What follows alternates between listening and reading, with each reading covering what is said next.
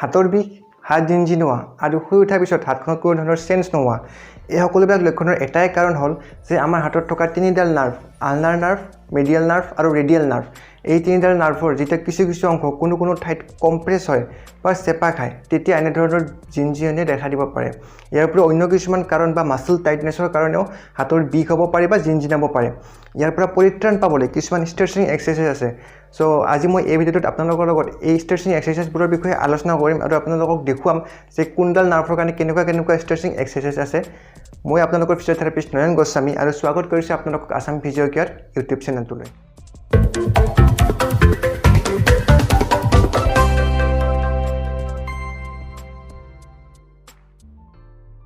এক্সাৰচাইজবোৰ আৰম্ভ কৰাৰ আগতে মই আপোনালোকক দেখাবলৈ ওলাইছোঁ কি আমাৰ কোনডাল নাৰ্ভে ক'ত কেনেকৈ ছাপ্লাই কৰে, কাৰণ আমাৰ প্ৰত্যেকডাল নাৰ্ভৰ কাৰণে ষ্ট্ৰেচিং এক্সাৰচাইজবোৰ বেলেগ হয়।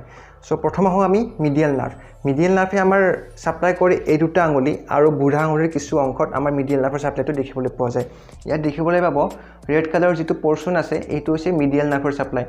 প্ৰথম দুটা আঙুলি আৰু বুঢ়া আঙুলিৰ কিছু অংশত আমাৰ মিডিয়েল নাৰ্ভৰ ছাপ্লাইটো দেখিবলৈ পোৱা যায় আৰু ওপৰৰ কিছু এৰিয়াত মিডিয়েল নাৰ্ভৰ ছাপ্লাইটো থাকে।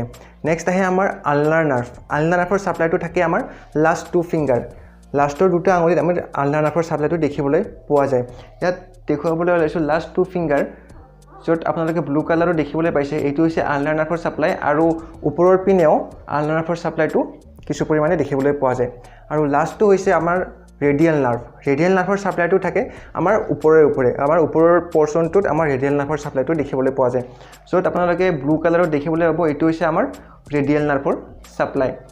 যিহেতু প্ৰত্যেকটো নাৰ্ভৰ কাৰণে ষ্ট্ৰেচিংবোৰ আমাৰ বেলেগ আছিল, সেইকাৰণে আমি ষ্ট্ৰেচিংটো আৰম্ভ কৰিম মিডিয়ান নাৰ্ভৰ পৰা।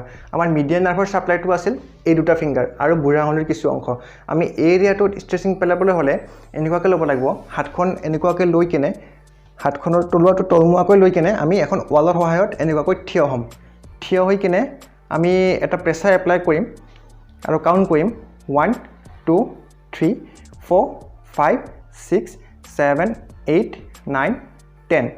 আৰু এই ষ্ট্ৰেচিংটো আৰু দুগুণ কৰিবলৈ হ'লে আমি কেনেকুৱা কৰিম, ছেম পজিশ্যন এনেকুৱাকৈ লৈ কেনে আমি ডিঙিটো এইপিনে ডুবাই দিম আৰু তেতিয়া আমাৰ ষ্ট্ৰেচটো পূৰা ইয়ালৈ আহিব আৰু হাতলৈ যাব। আমি কাউণ্ট কৰিম 1 2 3 4 5 6 7 8 9 10। এই ক্ষেত্ৰত আমাৰ শ্বল্ডাৰটো এক্সটাৰ্নেলি ৰ'টেশ্যন হ'ব লাগিব, ইণ্টাৰনেলি নহয়। কাৰণ বহুতে এনেকুৱাকৈ কৰিব, এইটো এটা ৰং প'শ্চাৰ। চ' এনেকুৱাকৈ নহয়, আমি এনেকুৱাকৈহে এক্সাৰচাইজটো কৰিব লাগিব। নেক্সট আছে আমাৰ আলনাৰ নাৰ্ভ।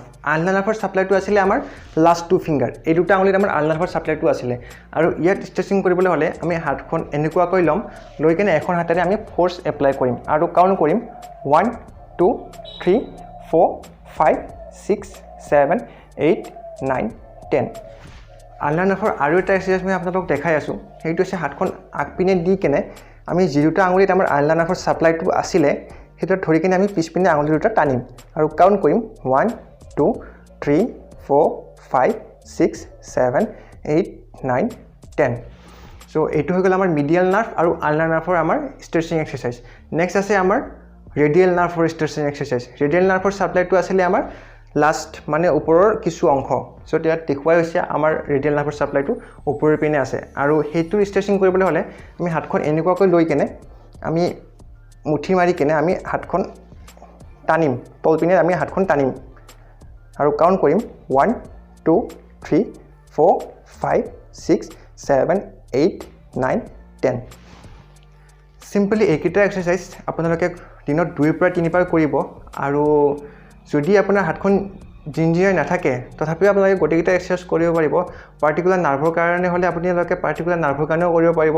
আৰু গোটেই হাতখন যদি জিনজিনাই তেতিয়াহ'লে গোটেইকেইটা এক্সাৰচাইজে আপোনালোকে দিনত 2-3 বাৰ কণ্টিনিউ কৰিব পাৰিব। ভিডিঅ'টো ভাল লাগিলে যদি আপোনালোকে ভিডিঅ'টো লাইক কৰি দিব আৰু জনাব আপোনালোকে বেনিফিট পালেনে নাই আগৰ এক্সাৰচাইজবোৰৰ দ্বাৰা আৰু এইবিলাকৰ এক্সাৰচাইজ দ্বাৰা আপোনালোকে কিমান দূৰ বেনিফিট হ'লে কমেণ্ট ছেকশ্যনত আপোনালোকে জনাব। চ' আজিলৈ এই ভিডিঅ'টোত এইখিনিয়ে এৰিছোঁ। আগলৈ মই বেলেগ ভিডিঅ' আপোনালোকৰ মাজলৈ লৈ আহিম। ধন্যবাদ।